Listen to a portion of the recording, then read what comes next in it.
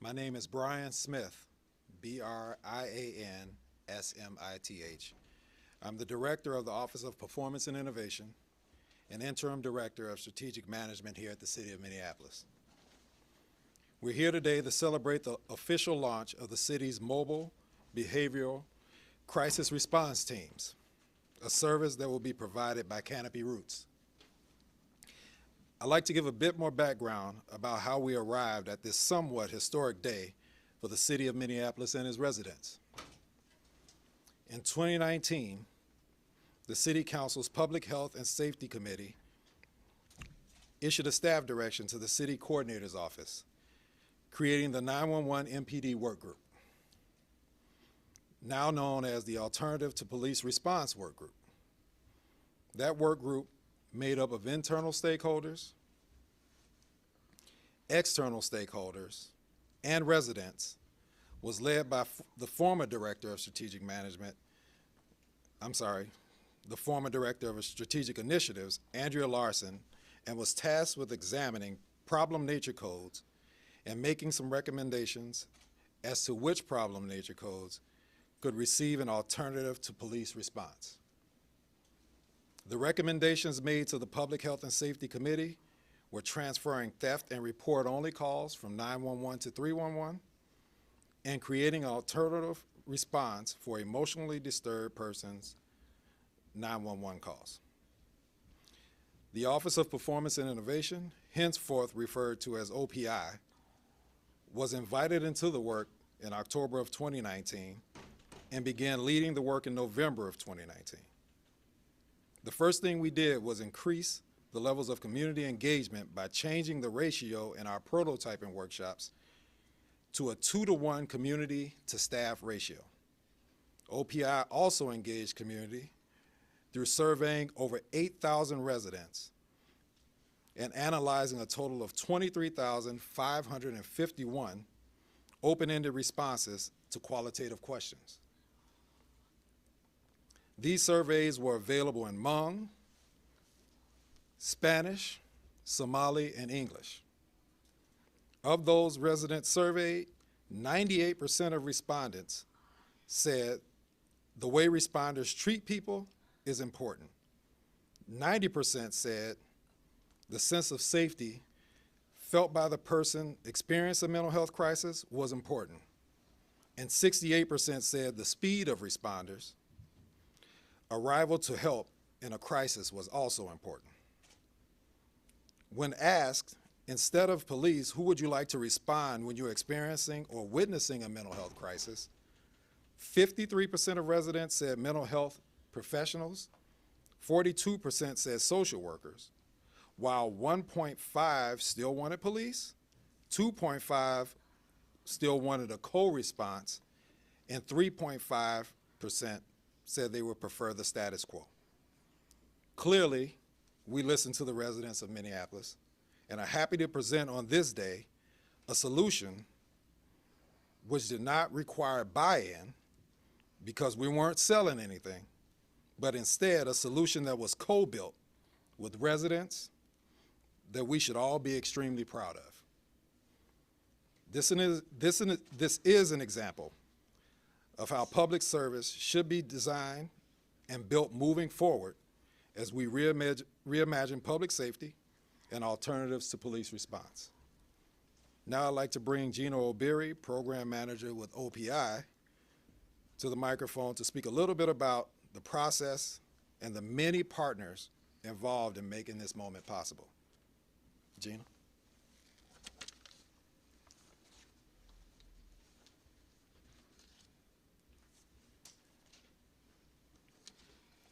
Thank you, Brian. Hello, everyone. As Brian said, my name is Gina O'Beary. That's Gina Obiri. And I'm the OPI Program Manager who has had the honor to lead and learn from this work over the past 2 years. It's amazing that this day is finally here, so I'd like to share the immense gratitude that our team has for all those who have contributed their time, energy, and expertise to make this much-needed service a reality. Creating a new arm of our public safety infrastructure is no small feat and could not have been done without a diverse set of partners who who have invested so much of themselves into this process. First, I'd like to thank all of our city council members for providing a solid foundation in the form of ongoing funding from which the BCR program can grow. With special thanks to Council President Lisa Bender, Public Health and Safety Committee Chair Philippe Cunningham, and Vice Chair Steve Fletcher, and Council members Jeremiah Ellison, Andrew Johnson, and Jeremy Schrader for their unwavering support. Thank you to the Canopy Roots leadership team and responders for answering the call to serve by putting together an intentional, comprehensive plan to provide crisis intervention services to community members in a way that is both empathetic and culturally responsive. You have shown that you are truly the right people for the job, and I'm excited to see all of our work together be put into play. Now on to our city partners. Let's start with our Minneapolis Emergency Communications Center, AKA 911. Thank you to Interim Director Lynn Anderson, Interim Assistant Director Joni Hodney, Operations Manager Jennifer Gesselhart, along with all of our 911 operators, for sharing your insight about how to successfully integrate this new program into our existing system. Joni in particular has been instrumental to this project by putting so much of her time and energy into helping us get the program off the ground, all while making sure that 911 continued to run effectively. Deputy Chief Eric Forrest of MPD, thank you for helping to keep lines of communication open with your department and helping us to understand the operations of MPD to promote a smooth transition of eligible calls from MPD to the BCR teams.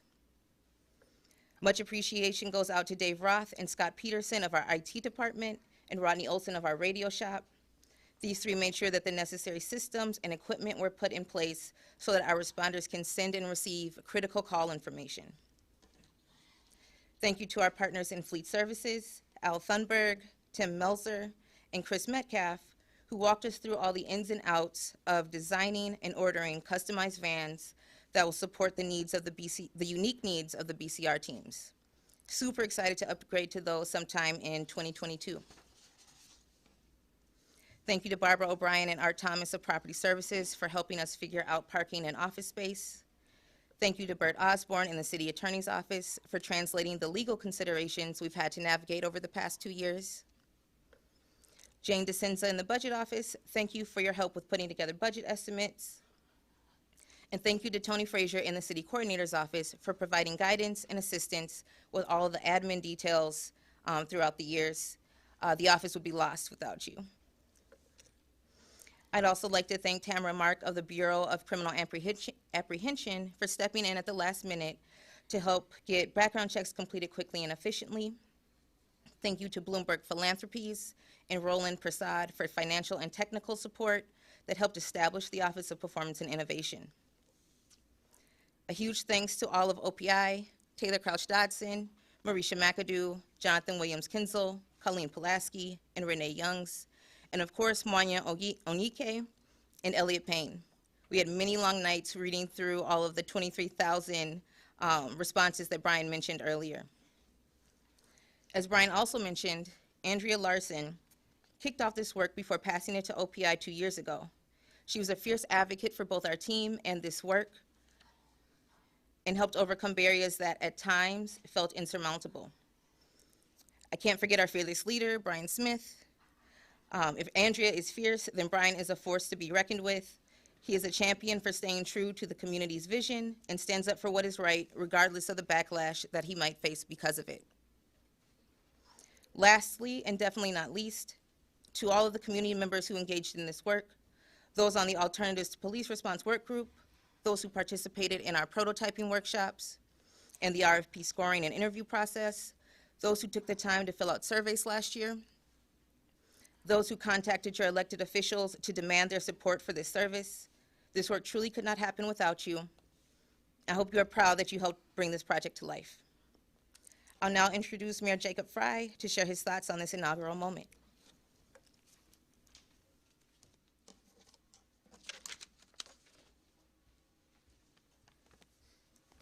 Thank you. I really want to extend a huge congratulations to everyone that is here with us today, to Brian, And Gina, thank you so much for your incredible and really hard work over what has now been a long period of time.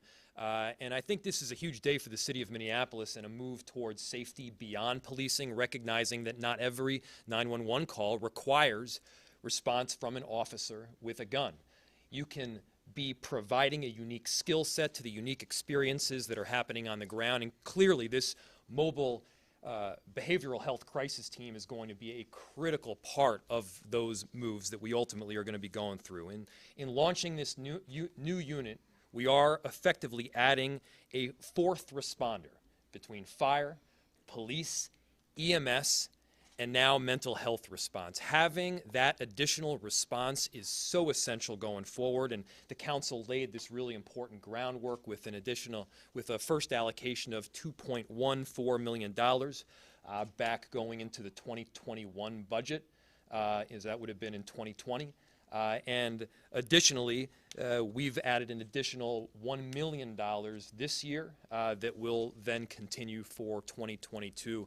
That work has been supplemented by another $200,000 coming from the Polad Family Foundation for ongoing financial as well as technical support.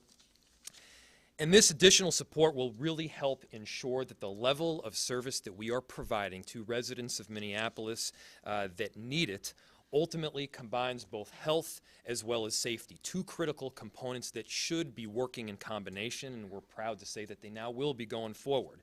And I'm happy to be standing next to so many people between Canopy, council members and staff that have done such an amazing amount of work over this last year and a half in bringing this particular program to fruition. Council members Philippe Cunningham and Steve Fletcher, who you'll be hearing from very shortly, were part of the push. I really appreciate their work, and it's our shared commitment in this area where we all agree in safety beyond policing that I feel like we can get our ultimate best results. The stakes of getting this right for our community are extremely high, and the due diligence of everyone here has been behind ultimately getting this right. Next, I want to call up Councilmember Philippe Cunningham, who has been an ongoing champion of having a public health-based approach for safety, and so appreciate his work. Councilman Cunningham.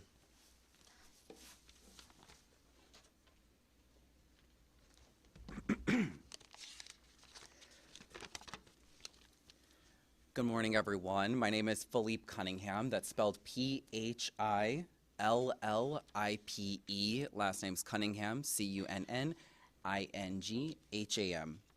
And I am the outgoing Ward 4 City Council member and chair of the Public Health and Safety Committee.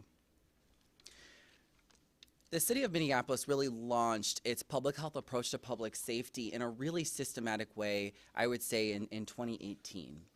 When we operationalized and made permanent the Office of Violence Prevention. When we did that, we invested money into strategies, really setting a model for the rest of the country. In 2020, when George Floyd was murdered, that held a mirror up to our city. For us to reflect on the systems that serve the people of Minneapolis and their level of effectiveness. Are they actually meeting the needs of the people of Minneapolis? And what we could see very clearly was that the answer was no. So it is our responsibility as city leaders to come together alongside experts, our city staff who are also experts, community members, and really think about how are we meeting the needs. And we don't have to guess. That is what the public health approach to public safety is. We're seeing that in motion, in real time here with this mobile behavioral crisis response team. When we are looking at the future of this city, what is really amazing is that we're going to be able to look at this moment and see that this was one of the first major moments in the city of Minneapolis where we actually stepped up and met the moment of when we looked back at our reflection from 2020. We aren't the first city to roll out mobile mental health teams, but we are the first city to do it in a systematic way, looking comprehensively about how are we transforming public safety in our city. And we're not doing it by one-offs. This is not a standalone strategy and body of work. This is connected to violence interrupters, to group violence intervention, to inspiring youth, our early intervention, youth violence prevention strategy. All of this is fitting together. We must continue to lean into this moment that we're in and meet this moment and think about what are the other 911 calls that have maybe a better civilian response would meet that need. We have to keep leaning into this until we really build out the public safety system, the diverse one that actually meets the needs of our residents and neighbors here in Minneapolis. So I'm so grateful that I had the opportunity to be a part of this work as a champion for the public health approach. It helps us identify those critical moments where we can actually disrupt cycles of crime and violence, be able to disrupt someone's involvement with various institutions in the criminal justice system, to be able to get folks the help that they actually need. That is what the job of the city of Minneapolis is, and I'm so grateful that I had a part in helping to make that happen.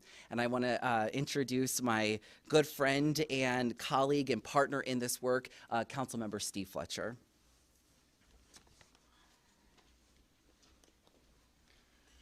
Good morning, everyone. My name is Steve Fletcher. I'm the council member for Ward 3 in Minneapolis, and I have been proud to champion this work, and I am thrilled that we have made it to this very important day. It was by no means assured when we started this work that we would get here.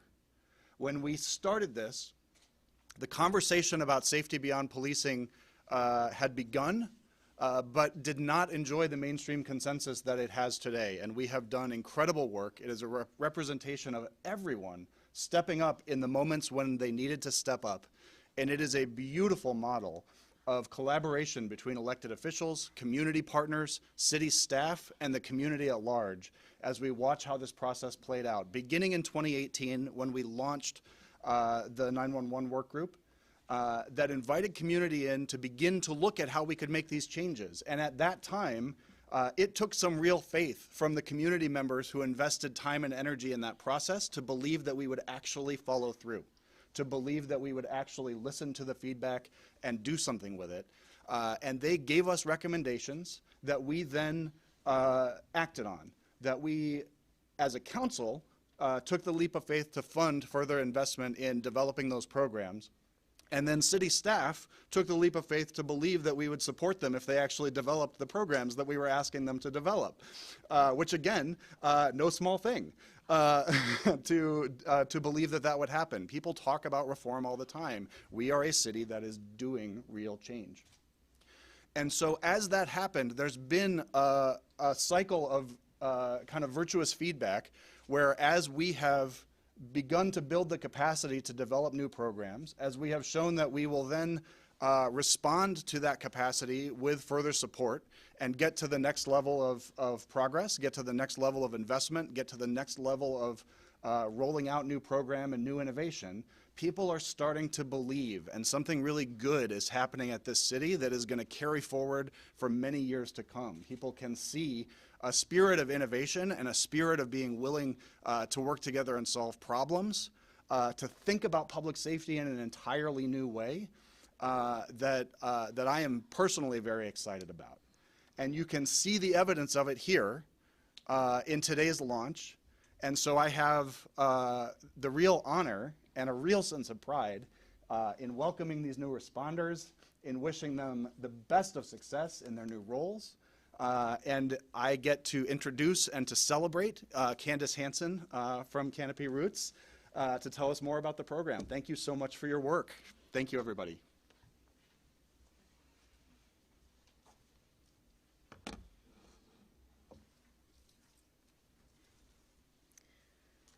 Good morning, everyone. Thank you for being here.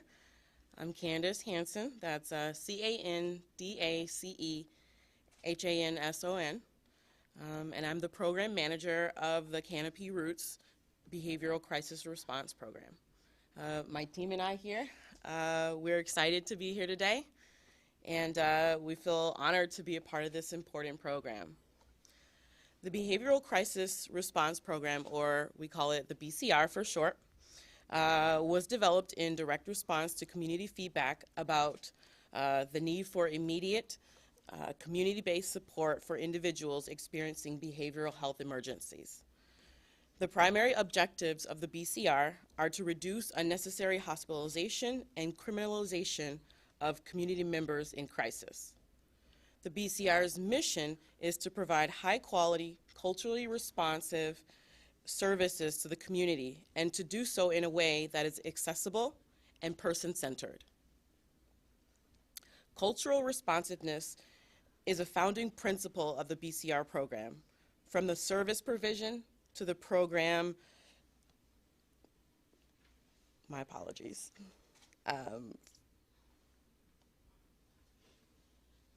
to the program hiring. Cultural responsiveness in crisis response refers to the considerations that are taken when working with diverse communities in effort to collaborate effectively and promote safety.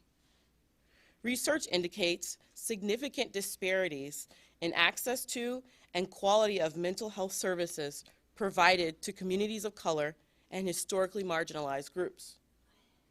Therefore, centering the unique lived experience of individuals is foremost to providing high-quality crisis response services to the city of Minneapolis.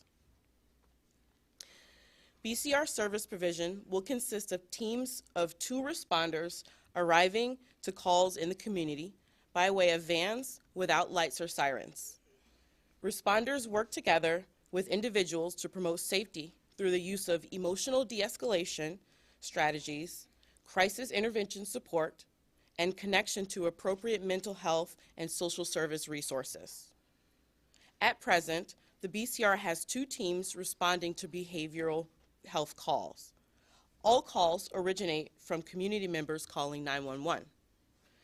The staff at Minneapolis Emergency Communications Center, also known as 911, they determine if the 911 call is appropriate for the BCR using carefully developed criteria. Calls are routed to the BCR in the same manner that calls are assigned to other first responders, such as police, fire, or EMS. At the launch of the BCR, services will be from 7:30 a.m. to 12 a.m. In the coming months, the program hours will expand to provide crisis response services 24 hours a day, 7 days a week. Just as the development of the Behavioral Crisis Response Program relied on community feedback, so too will the continued improvement of this program. We are committed to using feedback to provide the highest quality behavioral crisis response services to our Minneapolis community. Thank you.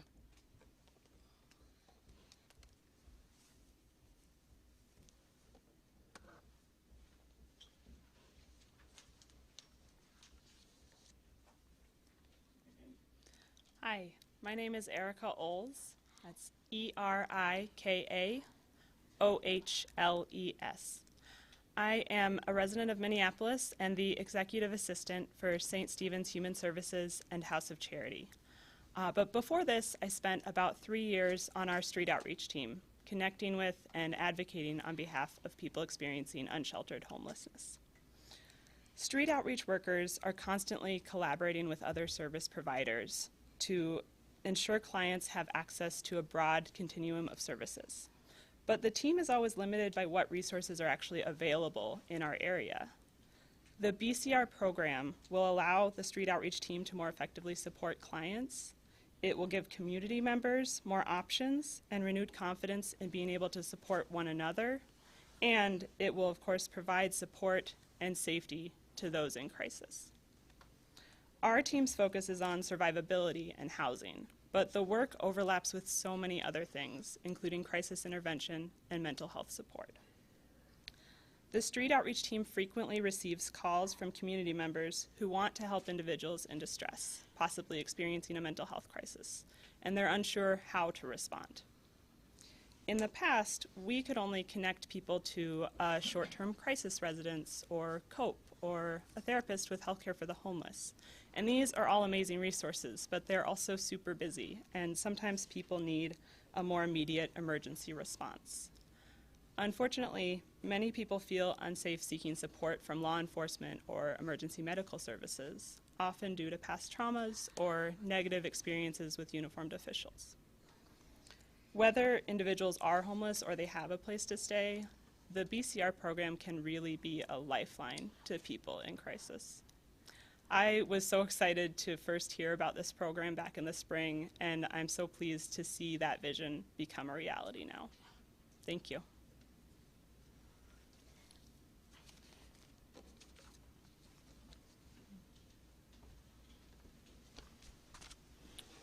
Okay.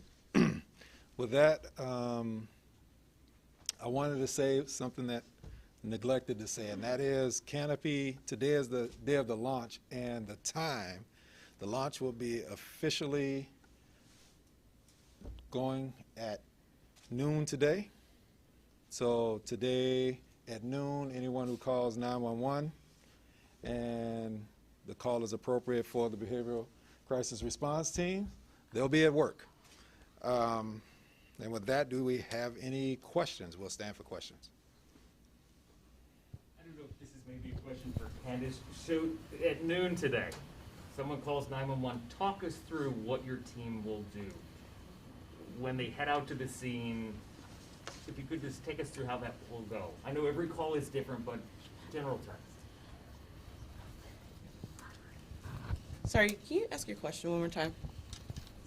Pretend we're at noon today. The first call comes into 911. I know every call is different, but explain what your team here will do when they respond. How will it be different than a police officer responding?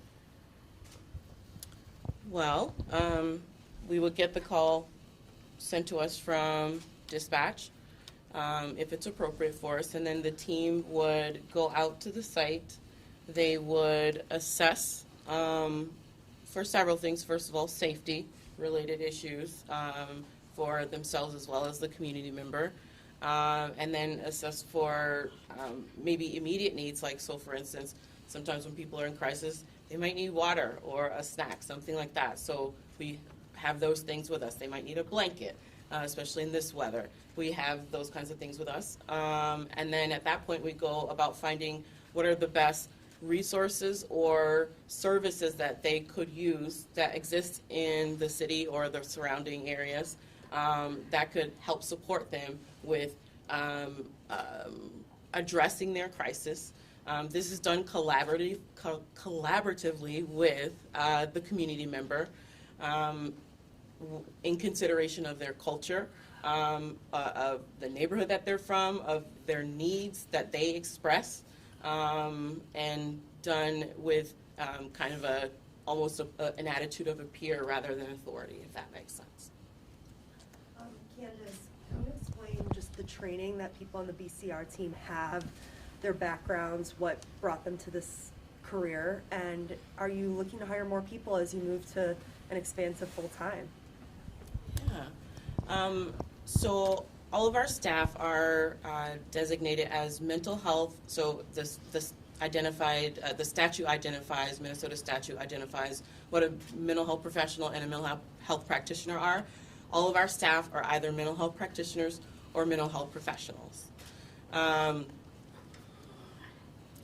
Many of them they came from all different areas of the mental health field.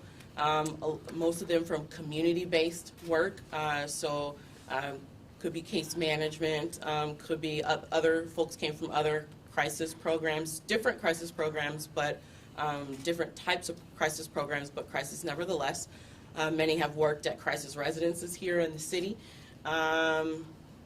just all different areas of the mental health field. Are you hoping to expand the team when you expand hours? Yes, actually, we are still hiring for our part-time hours, and we have a lot of interest in the roles that we still have yet to kind of dig into, and so yes, we're hoping to hire quite a few more people.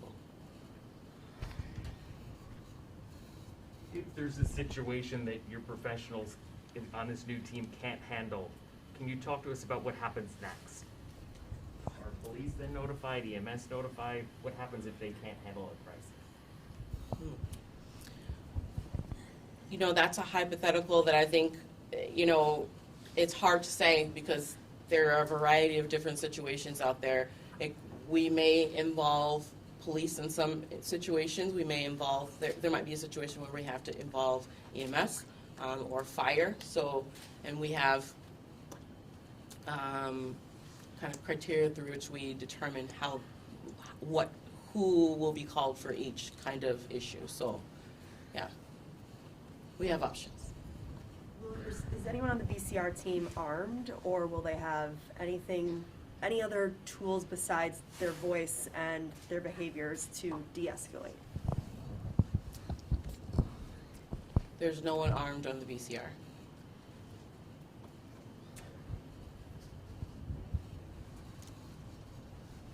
I did one follow-up. The city of Albuquerque, as you're familiar with, has a very similar program. Is that something you looked at, even like down to the uniforms that they'll wear? And that first contact, I know there's been a lot of research done in that area. Is that something that you looked into and explain why that's so important, how they look when they respond? Gina can take this call, or this call.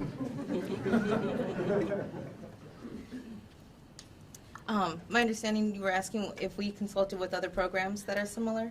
Or was there a specific one that you named? I just brought up, the city of Albuquerque has a very similar plan that I know you're very familiar with, but talk about even the appearance of the person that comes to the door, why that first contact is so important. If you could talk about that, how they look and how they engage. Definitely. So one of the things that we learned both from those community surveys that Brian and I mentioned earlier, as well as speaking with a number of different programs who are operating similar programs across the country, was that the appearance of a uniform with all the equipment and things like that can sometimes heighten the situation, even before anything has kind of transpired between the two parties. So what we wanted to do was make sure that our responders kind of didn't have that same appearance that can heighten the situation, however, that they are identifiable, so that should they need backup or need to or call into dispatch and request additional resources, that our other first responder partners can easily recognize them. Other community members can recognize them by, seeing the logo, behavioral crisis response on the back, and that'll both keep everyone involved in the situation safe.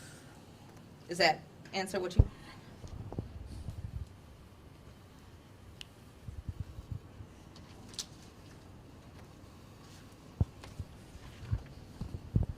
Are there any more questions? If not, this was a bit easier than I anticipated. So thank you. So thank you.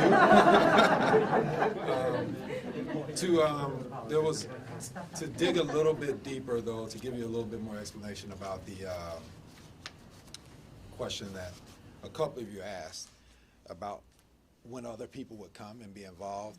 It's important to note that the Office of Performance and Innovation, Canopy, 911, and the other first responders in our city had extensive talks, extensive conversations led by Joni Hodney in the back in 911 to make sure that the problem nature codes, the new ones that BCR will be responding to, were well understood by all of the other first responders, and that they would all be able to build plans around how they would respond and when they would respond.